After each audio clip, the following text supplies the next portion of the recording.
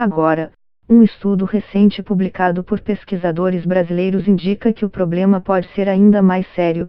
Detectou-se uma existência de bactérias resistentes ao tratamento padrão em maior proporção do que os números divulgados pela Organização Mundial da Saúde, OMS. Por muitos anos, a OMS dizia que não existia resistência, que a hanseníase é 100% curável. Isso não é verdade, diz Marcelo Mira, professor do Programa de Pós-Graduação em Ciências da Saúde da PUC-PR e líder do estudo. O tratamento padrão para a hanseníase é a chamada poliquimioterapia, PQT, uma associação de drogas como a rifampicina e a dapsona, remédios para os quais o levantamento testou a resistência.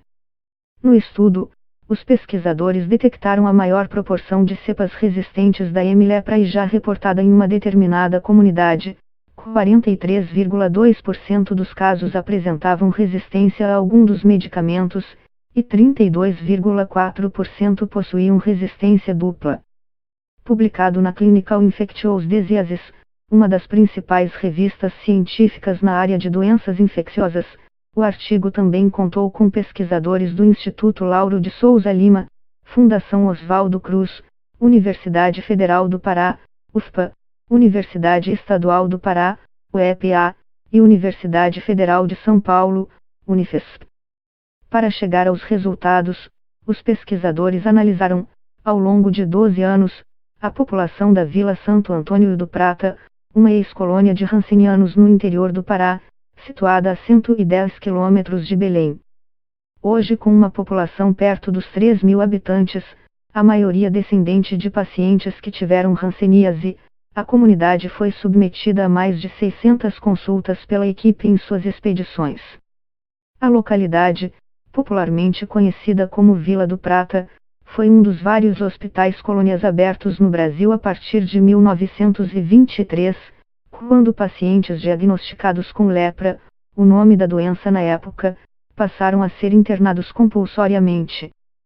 Os chamados leprosários contribuíram para aumentar o estigma social em relação à doença, eram locais de isolamento, onde os doentes acabavam apartados da sociedade e, com frequência, permaneciam até o fim da vida mesmo já tratados e com o contágio encerrado.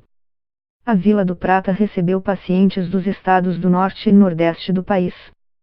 Embora o isolamento tenha deixado de ser obrigatório em 1962, a integração dessas comunidades permaneceu rara, tanto no que diz respeito à saída dos habitantes quanto à entrada de novas pessoas.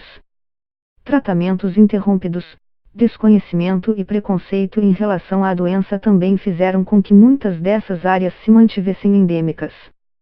Ainda hoje, a população local é discriminada pelo fato de ser uma ex-colônia de rancenianos, lamenta Mira, que destaca a importância de vencer o estigma. É uma população que permaneceu relativamente isolada desde o estabelecimento da colônia e foi submetida a praticamente todos os protocolos de tratamento aplicados nos últimos 100 anos, destaca Mira. Claro que os resultados devem ser interpretados corretamente, é uma população muito particular, superexposta e supertratada por décadas. Mas os resultados são um importante sinal de alerta, de que ainda sabemos muito pouco sobre o fenômeno da emergência de resistência ao tratamento, ressalta o pesquisador. Por ser uma doença com um tempo de incubação alto, não há o risco de um surto, a proliferação dessas cepas viria gradualmente, como consequência de uma negligência continuada por parte das autoridades. Em um cenário em que não se preste atenção a esse problema, é provável que daqui a 20 ou 30 anos haja uma hanseníase muito mais resistente disseminada nas populações endêmicas, pontua Mira.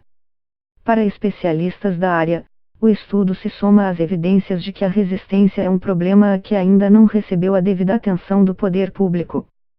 Como a própria OMS subestimava essa questão até os anos 90, as políticas nacionais se movem lentamente no que diz respeito aos tratamentos alternativos à PQT. As pessoas acham que a hanseníase está controlada, e que vai acabar com a melhoria das condições socioeconômicas, aponta. Mas o trabalho mostra claramente que a bactéria está se desenvolvendo, e temos um percentual cada vez maior de pessoas que respondem menos aos tratamentos convencionais, entende o especialista. A bactéria não espera. Ela se multiplica e desenvolve resistência aos antibióticos, resume.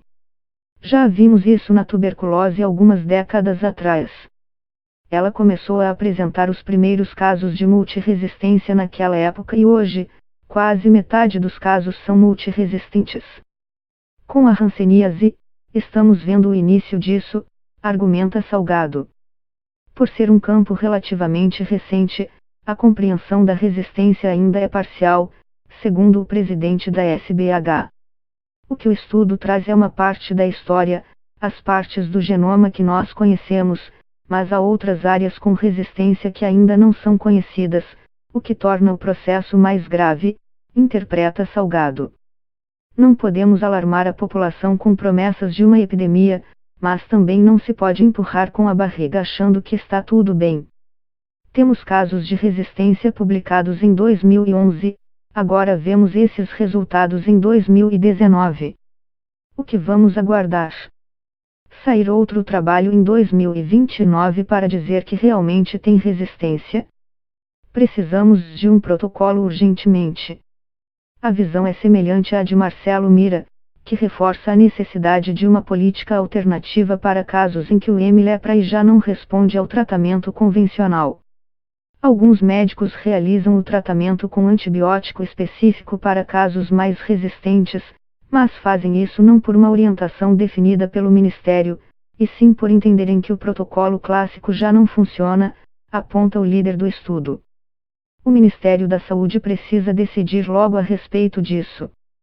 Procurada para comentar os resultados do estudo, a Secretaria de Vigilância em Saúde do Ministério da Saúde, SVSMS, órgão responsável pelo monitoramento e políticas relacionadas à hanseníase, não havia retornado os contatos até o fechamento desta reportagem.